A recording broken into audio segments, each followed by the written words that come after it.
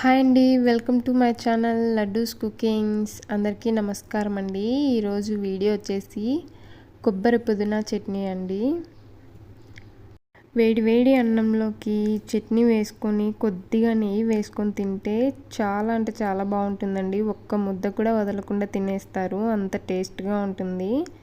అలాగే చపాతీలకు కూడా సూపర్గా ఉంటుందండి ఈ చట్నీ.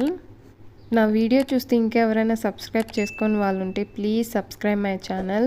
ముందుగా స్టవ్ మీద ఒక కళాయి పెట్టేసుకొని అందులోకి ఒక స్పూన్ ఆయిల్ వేసేసుకోవాలి. కొద్దిగా ఆయిల్ హీట్ అయిన తర్వాత నేను ఇక్కడ పచ్చి కొబ్బరి తీసుకుంటున్నానండి. ఇలా చిన్నగా కట్ చేసేసుకొని వాటిని ఆయిల్లో బాగా వేగనివ్వాలి. కొబ్బరి అనేది కొద్దిగా కలర్ చేంజ్ అయ్యేంత వరకు వేయించుకోవాలండి. ఈ చట్నీ మిక్సీలో కంటే రోట్లో వేసుకొని పచ్చడి చేసుకుంటే చాలా బాగుంటుందండి. నా దగ్గర ప్రస్తుతానికి రోల్ అవైలబుల్ లేదు కాబట్టి మిక్సీలో వేసుకుంటున్నాను. మీ దగ్గర ఉంటే ఖచ్చితంగా రోట్లో ట్రై చేయండి, చాలా బాగుంటుంది టేస్ట్. వేసుకున్న తర్వాత పక్కన పెట్టేసేసుకోవాలండి. అదే కళాయిలో ఇంకొక స్పూన్ ఆయిల్ వేసేసుకొని ముందుగా ఇక్కడ నేను ఒక 2 ఉల్లిపాయలు అలాగే ఒక 4 పచ్చిమిర్చి ఇలా కట్ చేసి తీసుకుంటున్నానండి. వీటిని కూడా ఆయిల్లో బాగా వేగిపోనివ్వాలి. ఉల్లిపాయలు కూడా బాగా కొద్దిగా కలర్ చేంజ్ అయ్యేంత వరకు వేయించేసుకోవాలండి. ఇక్కడ నేను చూపిస్తున్నాను కదా, ఈ విధంగా ఇలా కొద్దిగా కలర్ చేంజ్ అయిన తర్వాత ఇందులోకి నేను ఒక చిన్న నిమ్మకాయ అంత చింతపండు తీసుకుంటున్నానండి. ఇలా చింతపండు కూడా వేసేసుకొని బాగా వేయించేసేసుకోవాలి.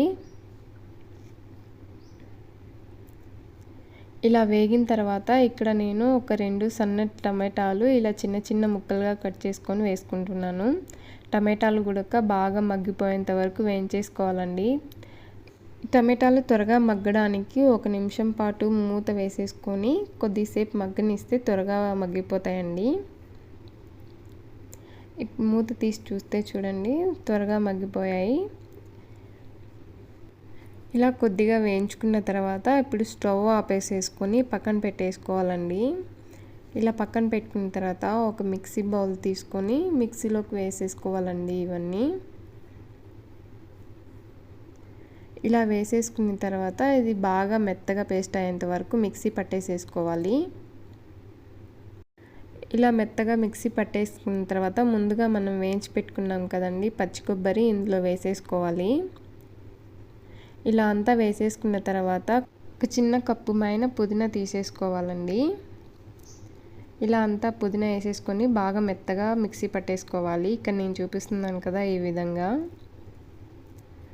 ఇలా మెత్తగా మిక్సీ పట్టేసేసుకోవాలండి. ఇలా మిక్సీ పట్టుకున్న తర్వాత ఒక బౌల్లోకి తీసేసుకోవాలి. ఇలా తీసుకున్న తర్వాత మిక్సీలో ఇంకా ఎక్స్ట్రా ఉండిపోతుంది కదండి, కొద్దిగా వాటర్ వేసేసి అది కూడా తీసేసుకోవాలి.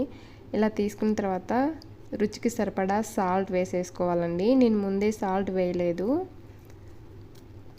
ఇలా రుచికి సరిపడా సాల్ట్ వేసేసుకోవాలి, బాగా కలిపేసేసుకోవాలండి. ఇలా కలుపుకున్న తర్వాత నేను ఇక్కడ ఒక చిన్న ఉల్లిపాయ తీసుకొని చిన్న చిన్న ముక్కలుగా కట్ చేసేసుకొని ఇందులోకి ఎక్స్ట్రాగా యాడ్ చేసుకుంటున్నానండి. ఇలా వేసుకోవడం వల్ల మనం రైస్ తినేటప్పుడు ఇంకా చాలా బాగుంటుందండి టేస్ట్ అనేది. అంతే అండి, చాలా అంటే చాలా సింపుల్ అండి ఈ చట్నీ చేసుకోవడం. చూసారు కదండి, నా ఈ వీడియో కన్నా మీకు నచ్చినట్లయితే ప్లీజ్ లైక్ చేసి సబ్స్క్రైబ్ చేసుకోవడం మాత్రం మర్చిపోకండి. అలాగే షేర్ చేయండి. మీరు కూడా ఒకసారి ఈ చట్నీని ట్రై చేసి ఎలా వచ్చిందో నాకు కామెంట్ చేయండి. Please subscribe my channel Laddus cookings.